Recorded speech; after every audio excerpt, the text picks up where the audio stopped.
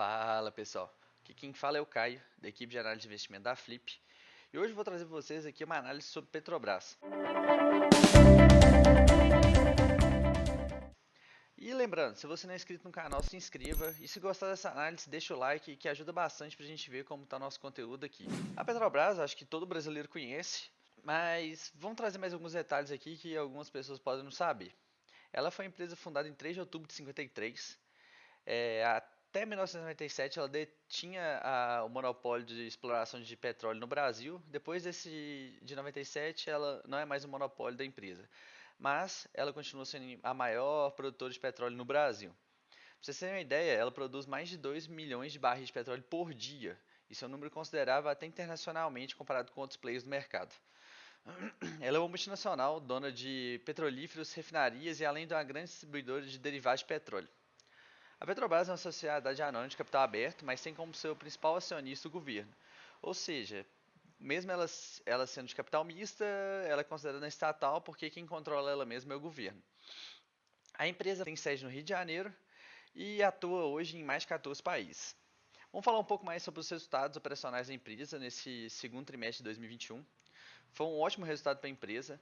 Vimos a produção e as vendas crescendo de forma relevante. Quando comparamos com o primeiro trimestre de 2021, vimos o diesel subir 11,3%. Isso se deve porque teve uma isenção de imposto, ICMS e COFINS. Então, os clientes compraram bastante para poder ter em estoque. A gasolina cresceu 13%. Isso se deve ao aumento do preço do etanol, que fez com que a gasolina se tornasse mais interessante para usar em carro flex. Isso ajudou bastante também ao aumento das vendas. Outro setor que foi bastante relevante foi a venda de gasolina para combustível para aeronaves, que quando comparamos ao primeiro trimestre cresceu 27,4% e quando comparamos ao segundo trimestre do ano passado cresceu 152%. Isso mostra também que com a retomada da economia, voltando às viagens aéreas, vemos que o pior do Covid já passou. Então, isso mostra que a economia está se movimentando, que o setor aéreo está voltando e ajudou bastante também no resultado da empresa nesse trimestre. Outro resultado interessante foi a venda de gás natural, que cresceu 44,9% comparado ao ano passado. A empresa mostrou um bom resultado, questão de produção e vendas. Vimos que as exportações da empresa subiram bastante, subiram 87,9% comparados ao último trimestre. E a importação subiu também, só que foi quase consideramos que caiu, foi só 12,3%. Isso para o tanto que a empresa cresceu foi ótimo, foi um ótimo resultado. A empresa também, ela ainda, mesmo sendo uma empresa muito grande, ela ainda investe em crescimento. Nesse trimestre, os investimentos foram no total de 2,4 bilhões de dólares, 23,6% a mais do que no trimestre anterior. E 54% desses investimentos foram para crescimento. Ou seja, a empresa está investindo em armazenagem, em logística, em tudo que tem para poder crescer ainda mais sua operação. Quando vamos mais para a parte financeira da empresa, vimos o EBIT da empresa atingir 61,9 bilhões de reais, 13 bilhões superior ao trimestre anterior. É um crescimento quase recorde para a empresa.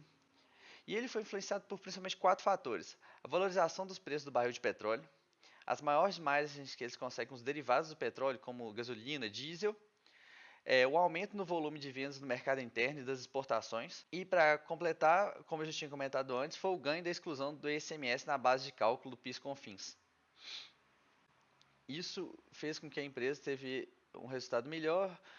Podemos descartar um pouco os ganhos com essa quarta colocação do isenção de imposto, que a gente sabe que isso é variável, pode não acontecer de novo, mas mesmo assim mostram a retomada boa da empresa. A relação dívida bruta EBITDA da empresa diminuiu de 2,47 vezes para 1,78 vezes. Isso é um resultado ótimo, mostra que a empresa está conseguindo cuidar de sua dívida, está crescendo operacionalmente. E quando pegamos melhor ainda, o resultado dívida líquida sobre o EBITDA ajustado foi de 2,03 para 1,49 vezes.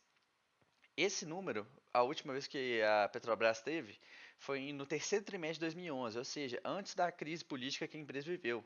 Isso mostra que a empresa conseguiu se recuperar dessa crise e tem condições de continuar crescendo.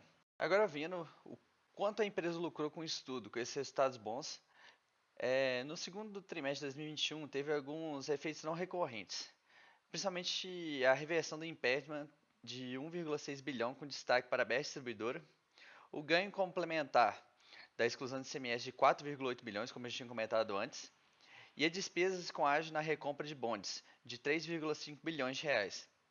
E mesmo assim, tirando esses efeitos, a empresa atingiu um lucro de 40,7 bilhões de reais no segundo trimestre, um ótimo resultado da Petrobras. Mas uma coisa que ainda aflige um pouco os investidores da empresa é o seu maior risco, de ser uma estatal. Nos últimos anos o Brasil vem sendo governado por governos populistas, que usam muito a Petrobras como artifício de manipulação de dados, segurando o preço da gasolina, como já aconteceu no governo Dilma, e a gente sabe que uma hora a conta vem.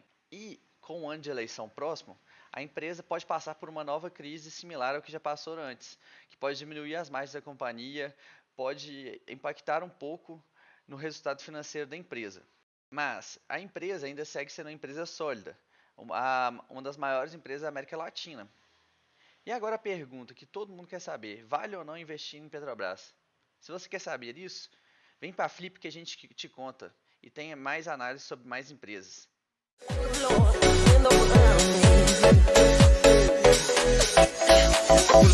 Show me, you got what to do.